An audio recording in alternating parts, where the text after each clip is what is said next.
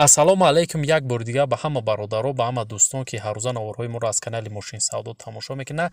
Як бори дигар хуш омадед. Дар навори имрӯза бародаро 13 мошини фурӯшӣ дорем. Нархҳои имрӯзаи мо сар мешавад аз 8000 сомон. Навора бародар то охира тамошо кун, боварӣ дорум мошини дилхоҳта меёвӣ.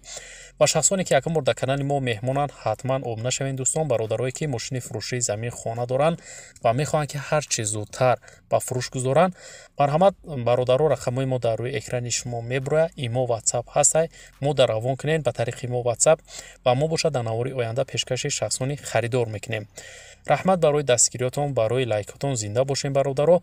Фикротонро ҳатман дар зери видео дар комментария нависен ва мо боша мегзарем ба қисми эълонҳои имрӯза. Курси имрӯза бародаро 1000 рубл баробар ба 167 сомони тоҷикия. Навори имрӯзаро сар мекунем, ҳама каса рафтем. навори имзаро бародаро сар мекунем мо аз ВАЗ 2112 ки соли барориши 2004 солай. кузов хечбекай, объем мотор боша 1.6 литрай, сӯзишворӣ боша газа бензинай, коробкаш механикай. мошина гуфтай ҳуҷҷатҳо 16 моҳи дига ҳастай. мошин тозаҳакай, камбудин надора, газа бензин ҳардуш кор мекунад. мотор соат бар ин гуфтай кор мекунад, камбудин нест, фурӯхта мешавад. мошина бародаро гуфтагӣ нестай, айни ҳол дар киҷо қарор доштанша ва нақша гуфтестай 16000 сомон соҳибаш, ки бо рубли имрӯза ҳисоб кунем 95000 рубл мешавад. харидор аниқ боша гуфтай марҳамат занг занед, нархи охирша дига арзон намешавад. барои маълумоти иловагӣ бародаро марҳамат рақамҳои соҳиби мошин дар рӯи экрани шумо. Opel Astra F соли барориш 1995 сол, кузуфи универсал, объем мотор боша 1.6 литр, сӯзишворӣ боша бензинай, коробкаш механика. мошина бародаро соҳибаш мега мотораш созай, 4 баллони нав дора, лук дора, мошин камбудин надора, запаскарам дора, фурӯхта мешавад. мошина айҷош заводид мешавад. қарор дора мошин айни ҳол дар ноҳияи Темурмалик бародаро 23000 сомон нархш кадай соҳибаш, ки бо рубли имрӯза ҳисоб кунем 137000 рубл мешавад. харидор аниқ боша гуфтай бо муомила дора арзон мекунем. дар ҳамин рақамҳо WhatsApp имо ҳастай. марҳамат шахсони харидор ба тариқи WhatsApp имо метавонед муроҷиат кунед ва мошина харидорӣ кунед. Kia Optima соли барориш 2013 сол, объем мотор боша 2.4 литр, сӯзишворӣ боша бензини холӣ, коробкаш автомат. мошин дар ҳолати беҳтарин қарор дора, ягон камбудӣ айб дар надора, фақат мешини ҳайш мекунӣ. ҳуҷҷатҳош то моҳи декабра ҳастай қати танировкаш бародаро фурӯхта мешавад. айни ҳол бародаро мошин дар ноҳияи Ёвон қарор дора 125000 сомон нархш кадай соҳибаш, ки бо рубли имрӯза ҳисоб кунем 748000 рубл мешавад. харидор аниқ боша гуфтай марҳамат биёин айпеч мошина бинен, хушрӯ ҳама тарафа қоидави бинемша, мақсад маъқултон шид, баъд маслиҳат мекунем арзон мешавад. ба телефон арзон кардан намешавад мошина. марҳамат шахсони харидор барои маълумоти иловагӣ ва бештар рақамҳои соҳиби мошин дар рӯи экрани шумо. Opel Vectra A соли барориш 1994 сол, объем мотор боша 1.6 литр, сӯзишворӣ боша бензини холӣ, коробкаш механика. мошин дар ҳолати хуби техникӣ қарор дора, ҳуҷҷатҳош 1 сола ҳастай, фурӯхта мешавад. мошина айни ҳол дар шаҳри Душанбе бародаро 25000 сомон нархш кадай, ки бо рубли имрӯза ҳисоб кунем 149000 рубл мешавад. харидор аниқ боша гуфтай бо муомила мекунем арзон мешавад. алиш мешавад гуфтай ба ягон Opel Astra G Caravan. вариантҳо ҳам хеле боша гуфтай пешниҳод кунед, болои сум метем ай тарафи мо. марҳамат шахсони харидор барои маълумоти пурра ва аниқтар рақамҳои соҳиби мошин дар рӯи экрани шумо. Daewoo Nexi соли барориш 1995 сол, кузуфи седан, объем мотор боша 1.6 литр, сӯзишворӣ боша газ бензин, коробкаш механика. мошин нахаду мега, ҳолаташ хуб, ҳуҷҷатҳош навай ҳардаша, танировкаш қати солонаш фавран фурӯхта мешавад. мошина айни ҳол дар Левакан қарор дора бародаро 15500 сомон нархш кадай соҳибаш, ки бо рубли имрӯза ҳисоб кунем 92000 рубл мешавад. харидор аниқ боша гуфтай марҳамат занг занед. барои маълумоти иловагиро ба даст овардан бародаро ба рақамҳои дар рӯи экранда муроҷиат кунед ва маълумоти иловагиро хеди соҳиби мошин дарёфт кунед. BMW 5 Series S соли барориш 1999 сол, кузов седан, объем мотор боша 2.5 литр, сӯзишворӣ боша бензина газ, коробкаш автомат. мошин дар ҳолати хуб қарор дора мега соҳибаш, задагӣ, пусидагӣ надора. мотор, коробкаш 100% фурӯхта мешавад. айни ҳол дар шаҳри Душанбе қарор дорад мошин 35000 сомон бародаро нархш кадай ки бо рубли имрӯза ҳисоб кунем 209000 рубл мешавад. Харидор аниқ бошафтай муомила дора бо арзон мешавад. Варианти Алиширам ҳаста дошта бошен метавонед занг занед пешниҳод кунед. Барои маълумоти пурра ва аниқтар дӯстон рақамҳои ҳисоби мошин марҳамат дар рӯи экрани шумо. Mercedes-Benz C-класс соли барориш 1995 сол. Объем мотор боша 1.8 литр, сӯзишворӣ боша бензина, газ, коробкаш автомат. Мошин дар ҳолати хуб қарор дорад мега соҳибаш. Омада бинен мошинаи пеш, завадид кинен, ҳай кинен, баъд маҳқултон шава, нархш мекунем.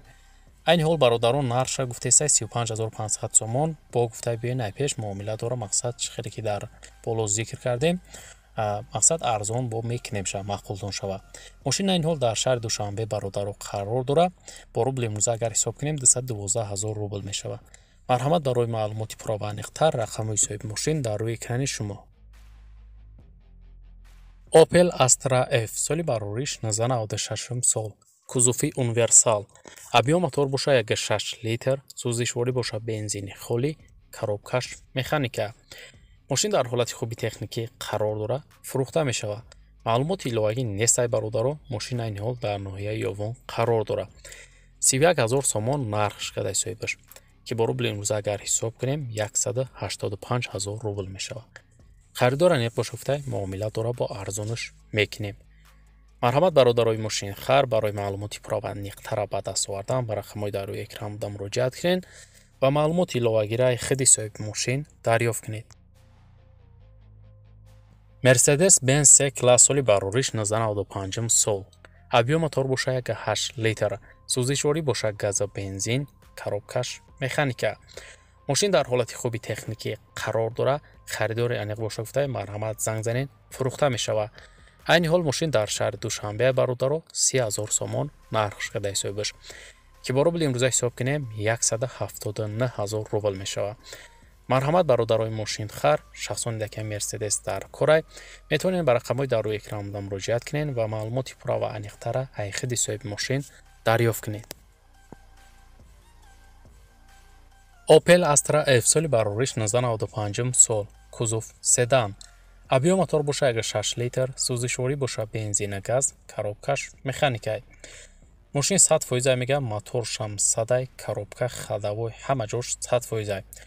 мошин беҳтаринай ҳуҷҷатош то моҳи ноябр ҳастай қатъи танировкаш фурӯхта мешавад. айни ҳол мошин дар шаҳри Душанбе 33300 сомон бародаро нархш кадай ки бо рубли имрӯза ҳисоб кунем 199000 рубл мешавад.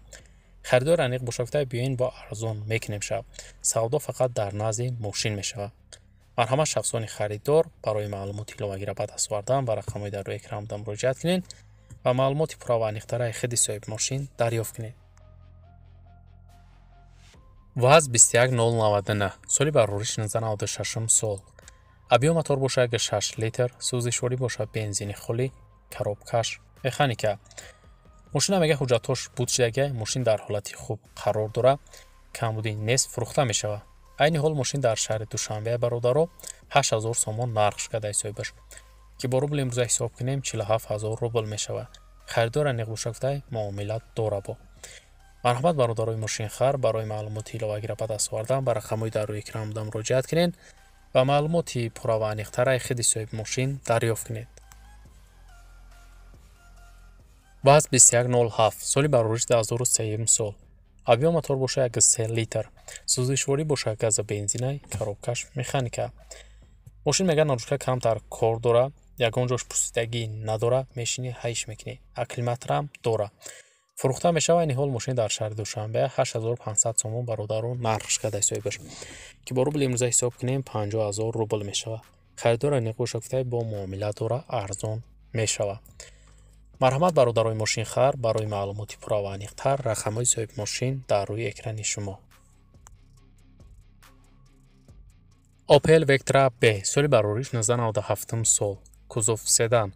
объем мотор боша 1.6 литр, сӯзишворӣ боша бензина, газай, коробкаш механика.